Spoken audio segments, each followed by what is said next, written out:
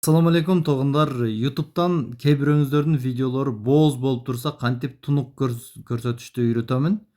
Ал үчүн сиз көргөн видеого киресиз. Жана бул жерден YouTube'дун настройкасы турат. Көрдүңүздөрбү?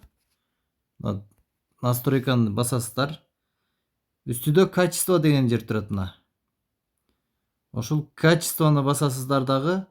Бул жерде авто рекомендуется, көбүңүздөрдө авто рекомендуется деп коет. Интернеттин күчтүүлүгүнө жараша өзү качествону өзгөртүп берет. Бирок другое дегенди басасыздар. Бул жерде качествону өзгөртүп көрсөңүздөр болот. 1080ден 1440 ушул аралыктарда көрсөңүздөр жакшы. Анан 1080ди басабыз. Анан бул жерде качество өзгөрөт туугандар.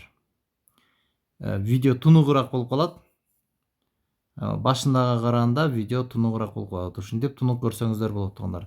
Кээ бириңиздер видео бооз болуп калыптыр, YouTube'да жакшы чыкпай атат дейсиздер. Ал сиздердин интернетиңиздерге көз каранды.